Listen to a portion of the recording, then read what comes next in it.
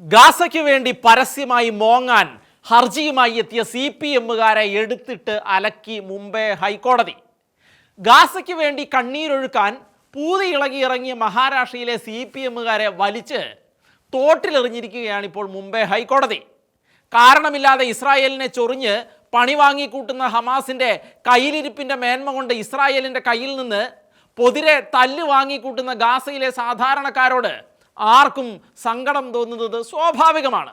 എന്നാൽ ഇന്ത്യ മഹാരാജ്യത്ത് മുടിഞ്ഞു കുത്തുവാളയെടുത്ത് ചരിത്രത്തിലേക്ക് തിരോഭവിക്കാൻ ഊർധ്വശ്വാസം വലിച്ചുകൊണ്ടിരിക്കുന്ന ഒരു പാർട്ടി ചരിത്രത്തിൽ ഒരിക്കലും ക്ലച്ച് പിടിച്ചിട്ടില്ലാത്ത മുംബൈയിൽ സ്വാധീനമുണ്ടാക്കാൻ, അവിടുത്തെ മുസ്ലിം ജനവിഭാഗങ്ങളുടെ വികാരങ്ങളിൽ പിടിമുറുക്കാൻ ഗാസയുടെ പേരും പറഞ്ഞ് രംഗത്ത് ഇറങ്ങിയതോടെയാണ് മുംബൈ ഹൈക്കോടതി വടിയെടുക്കുന്ന സാഹചര്യമുണ്ടായത്.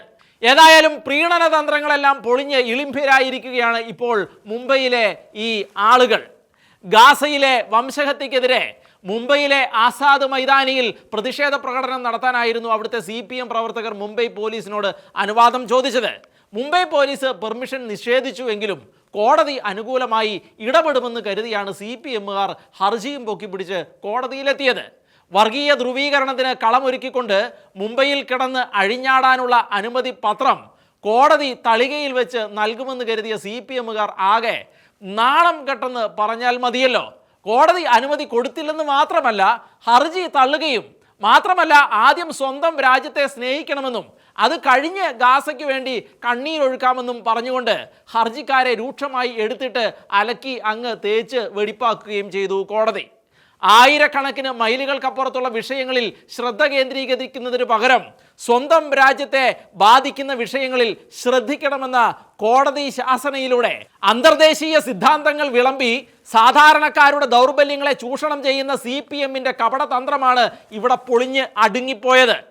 മലിനീകരണ പ്രശ്നങ്ങൾ, വെള്ളപ്പൊക്കം എന്നിങ്ങനെ നിരവധി പ്രശ്നങ്ങൾ രാജ്യത്തുള്ളപ്പോൾ അത് കാണാത്ത ഹ്രസ്വദൃഷ്ടിയുള്ളവരായി തരം താഴാതെ ദേശസ്നേഹികളായി രാജ്യത്തിൻ്റെ പൗരൻ്റെ ആശങ്കകൾ വേണം പാർട്ടി ഏറ്റെടുക്കാൻ എന്ന് ജസ്റ്റിസ് രവീന്ദ്ര ഗുദെ, ജസ്റ്റിസ് ഗൗതം അൻഖാദ് എന്നിവരുടെ ബെഞ്ച് വളരെ സുവ്യക്തമായിട്ട് അങ്ങ് വ്യക്തമാക്കുകയുണ്ടായി. രാജ്യത്തിൻ്റെ വിദേശ നയം CPM നിലപാടിൽ നിന്ന് വ്യത്യസ്തമാണ് എന്നും ഈ നിലപാട് ഒത്തിരി നയതന്ത്ര പ്രത്യാഘാതങ്ങൾ ഉണ്ടാക്കുമെന്നും ഇന്ത്യയിൽ രജിസ്റ്റർ ചെയ്ത ഒരു സംഘടനയായ CPM ഇന്ത്യയിലെ പ്രശ്നങ്ങളാണ് ഏറ്റെടുക്കേണ്ടത് എന്നും അല്ലാതെ രാജ്യത്തിന് പുറത്ത് ആയിരക്കണക്കിന് മൈലുകൾ അകലെ കിടക്കുന്ന കാര്യങ്ങൾ അല്ല എന്നും എന്തുകൊണ്ടാണ് നിങ്ങൾ ഇങ്ങനെയൊക്കെ ചെയ്യാൻ ആഗ്രഹിക്കുന്നത് എന്ന് വ്യക്തമാകുന്നുണ്ട് എന്നും കോടതി പറയുകയുണ്ടായി. ഏതായാലും വർഗീയ ധ്രുവീകരണത്തിലൂടെ മുതലെടുപ്പിന് ഇറങ്ങിയ പാർട്ടിയെ എടുത്തിട്ട് അലക്കിയ മുംബൈ കോടതിക്ക് ഒരുപാട് അഭിനന്ദനങ്ങൾ പല ഭാഗത്തു നിന്നും വരുന്നുണ്ട്. തൊഴിലാളികൾ മുതലാളിമാരായി മാറുന്ന കാലത്ത് കമ്മ്യൂണിസം അപ്രസക്തമായി പോകുമെന്ന് രേഖപ്പെടുത്തിയിരിക്കുന്ന മൂലധന സിദ്ധാന്തങ്ങളെ അട്ടിമറിച്ചുകൊണ്ട് ജനങ്ങളെ വഞ്ചിക്കാൻ മാത്രം ഈ കാലഘട്ടത്തിൽ നിലകൊള്ളുന്ന കാലഹരണപ്പെട്ട നിരീശ്വര പ്രസ്ഥാനമാണ് കമ്മ്യൂണിസം എന്ന് പറയുന്നത്. ഒരുപാട് വ്യാഖ്യാനങ്ങളുണ്ടതിന്. ആധുനിക കാലത്ത് പഴയ കമ്മ്യൂണിസം പറഞ്ഞ് അഹോവൃത്തി കഴിക്കാനാകില്ല എന്ന് ബോധ്യപ്പെട്ട കമ്മ്യൂണിസ്റ്റ് ചൈന പോലും കമ്മ്യൂണിസത്തെ സൈഡ് ലൈൻ ചെയ്ത് മുതലാളിത്തത്തെ മുറുകെ പിടിച്ചുകൊണ്ട് ദിവസേന അഭിവൃദ്ധിപ്പെട്ടുകൊണ്ടിരിക്കുന്ന കാഴ്ചയാണ് നമ്മളിപ്പോൾ കണ്ടുകൊണ്ടിരിക്കുന്നത്.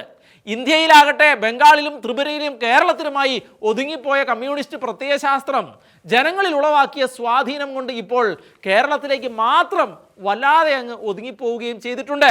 കേരളത്തിലാകട്ടെ പിണറായി സർക്കാരിൻ്റെ ഭരണത്തിൻ്റെ മേന്മ കൊണ്ട് ഈ ടേമോടെ കമ്മ്യൂണിസം ക്ഷയിച്ച് പോവുകയും ചെയ്യുമെന്ന സാഹചര്യത്തിലേക്ക് കാര്യങ്ങൾ എത്തിച്ചേർന്നിരിക്കുകയാണ്.